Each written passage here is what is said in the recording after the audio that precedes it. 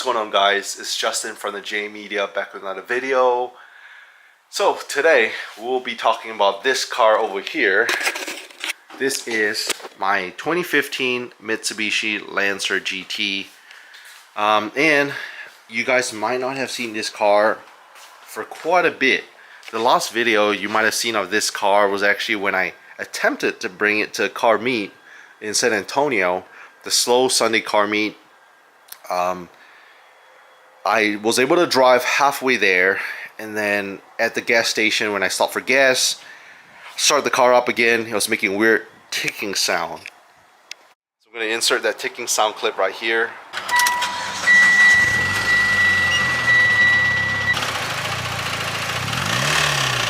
That has been making a ticking sound. I have tried to do a fresh oil change. Everything seems fine except for oil being very black.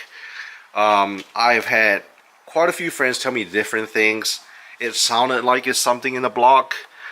It could be anything from people saying maybe lifter tick to rod knock to needing a new engine. I don't know. Fingers crossed. I hope it's not going to be that bad. This motor is the original motor with 35,000 original miles. Obviously, car has been modified quite a bit. You know, we have cams, it's turbo now, all that good stuff. But the car has been kind of running weird. Like I said, I want to take it to a shop to actually take a look at it. So my most trusted shop is who put the turbo build together for me, which is my good friend Long at his shop Long's Automotive. So it is pretty far away. It's about an hour drive from where I live, but I don't want to risk driving it, so we're gonna actually get it towed there. So yeah, we're actually having a tow truck come here, and you know, the car hasn't been driven for maybe 2 months now, ever since that happened. You know, after that happened at the meet, I left the car to sit in the garage. I was away on my trip to Singapore for a few weeks, and then I got back. I'm like, you know what, it's time to dive into getting her fixed. I don't know. To be honest, I'm a little bit stressed. I try not to think about it, try not to show it, but I'm hoping, you know, it's gonna be a not too big or expensive fix. But like I said, I'm also trying to mentally prepare myself. If it's gonna be the motor, what are we gonna do?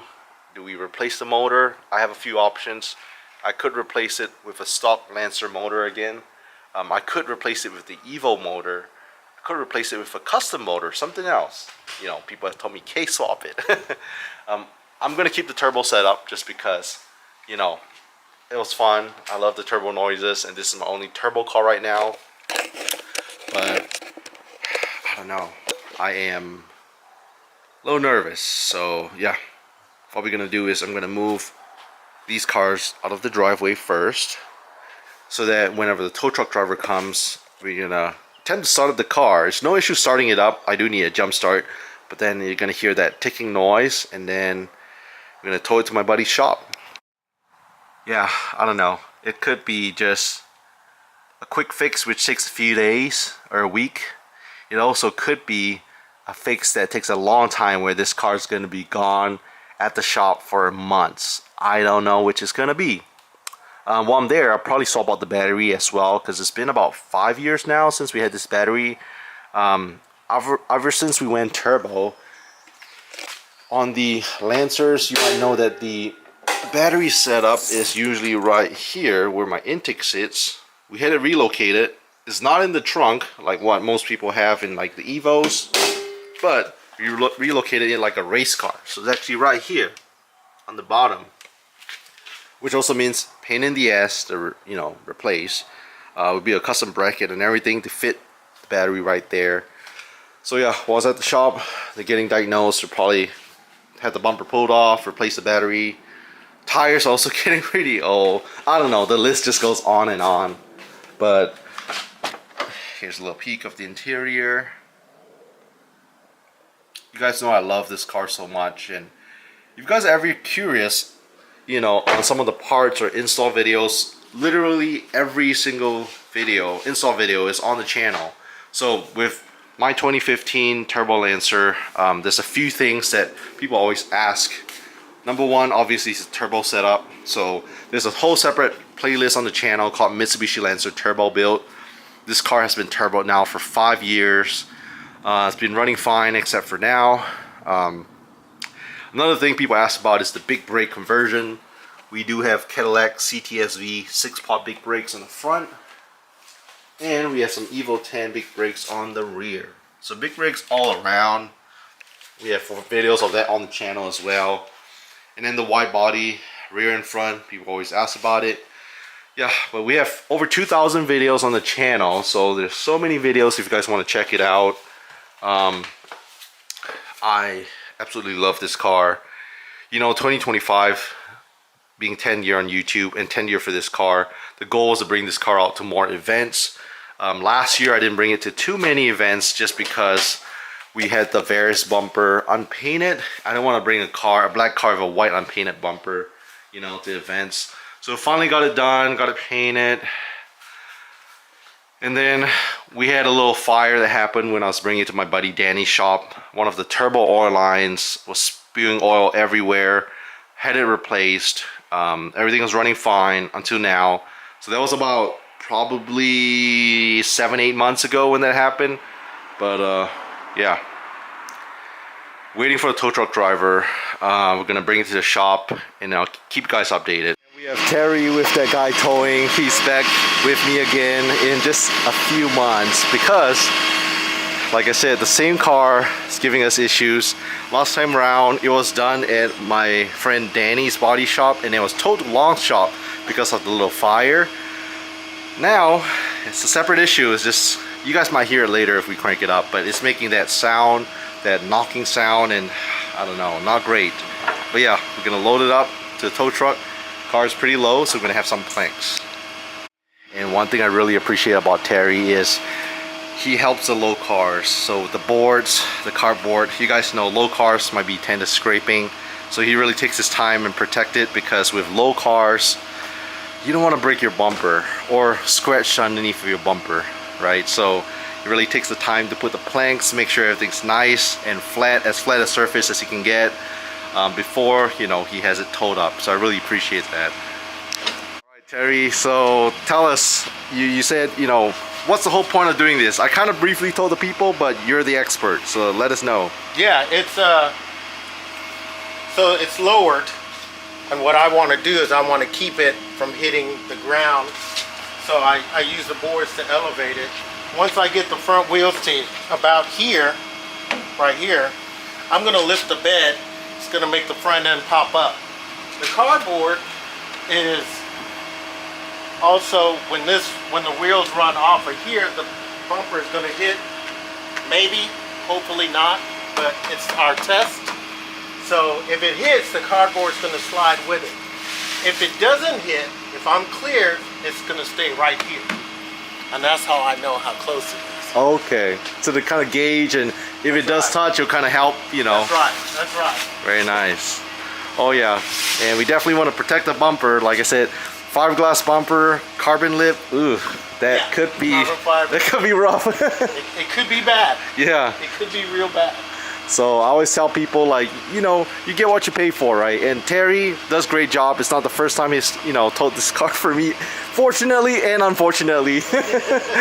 But yeah, we're gonna get her squared away. She's gonna be running good again, hopefully. And yeah, we'll get Long to take a look at it.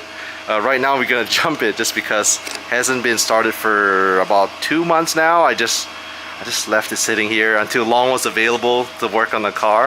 Crank it up. Yeah. All right, fire it up.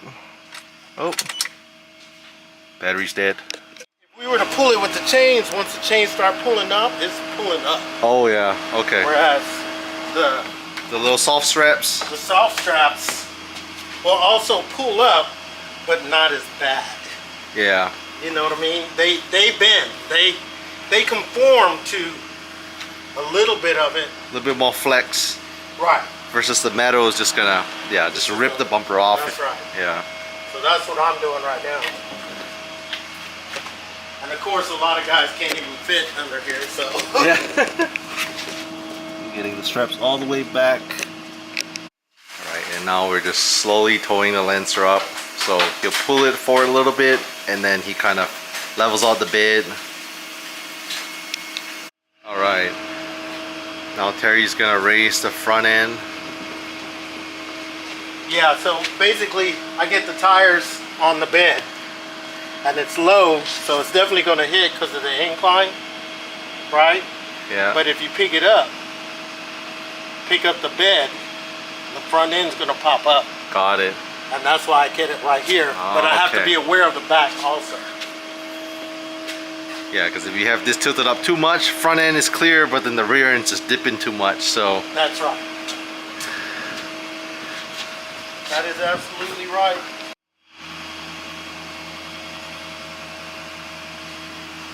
So the front end is clear. Oh yeah, there's a lot more clearance. Yeah, so Terry's constantly adjusting it up and down, just so the front end, you know, he pulls it up, but then the front end will tip, and the rear end, we don't want it dragging on the ground, so he'll pull it up a little bit more and constantly adjust it. So a lot of fine-tuning and adjustments just to get a lower car on. Definitely want flatbed towing. You definitely want a tow company that cares for your car, especially with some of these lower modified cars. So yeah, like I said, really appreciate Terry, you know, taking his time and helping out on a weekend. She's going up. So right now the front end is at the perfect clearance where the carbon lip won't scrape. You guys can see a little bit of clearance. And then same for the rear. So he's constantly having to level it and then pull it up. Once we pretty much get most of the car up, like right now, you can just pull it all the way up.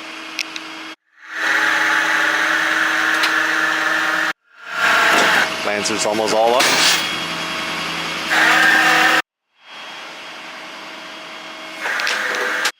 And that's Terry's company, that guy towing. So if you guys are here in Central Texas, need a tow, hit him up. Does great work. Lancer's pretty much loaded up here. Just gotta level it and we're all set. Alright, she's all up. And then once everything's down, just gonna fasten everything, yank the e-brake, and we're all set. Alright, so we had it scoot up front a little bit. We had it strapped down, nice and secure on all four sides.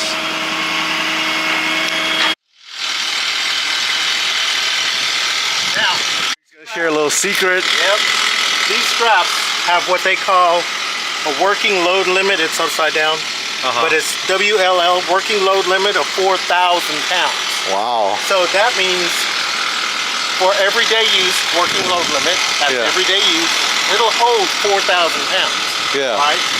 So here's 4,000, that's another 4,000, that's 8,000. And on the other side, it's 12,000. Wow. All the way up to 16,000. That's crazy. Right? Yeah. So this is why you should use straps, because these will not let go. A lot stronger and softer too. That's right. Yeah.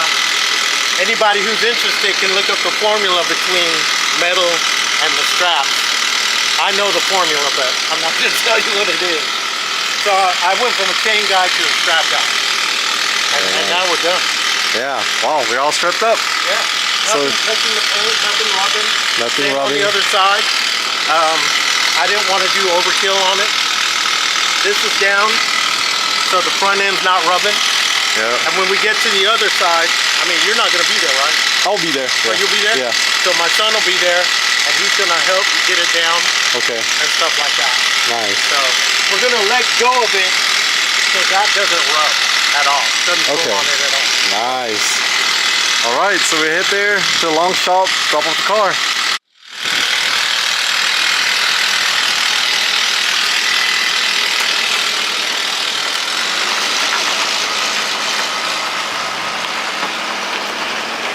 We just got over here to Long Shop, my preferred automotive shop. They got some cool stuff here.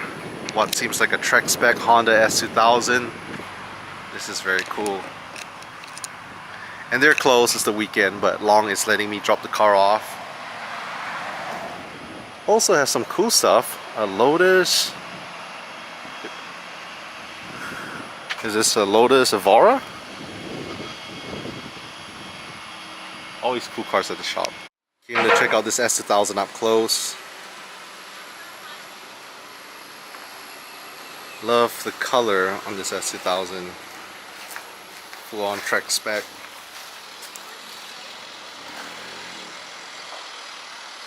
Also just realized this Honda CR-V. This is cool. Has the RR badge, I believe, off kind of like a Mugen RR, and then some TE37s lifted. This is cool. Right now for the scary part, we are releasing the car back slowly. Alright, so with the Lancer or unloaded safely from tow truck, and yeah, Long just got here, so we're gonna go ahead and probably bring it back into the shop. And we have Turbo Lancer running on its own power, had it jump started. Long's backing into the shop now.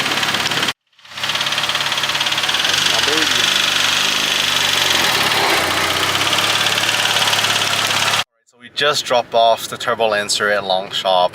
All in all, I want to say a big thank you to Terry for helping us take care of towing the car safely. Also want to say a big thank you to Long for squeezing me in. I know this car has been giving me issues. My wife gets real scared. Oh, shout out to the wife too for driving all the way here, picking me up. But yeah, Long's gonna check it out. Just from hearing it, he says it sounds like some sort of lifter. Maybe one of the lifters went bad or something like that. Fingers crossed, hopefully it's not anything bad like a new block. But he says it might be just one of the lifters. It's not loud enough to be a rock knock. But he does have to open up the block, you know, check it out, see what's going on.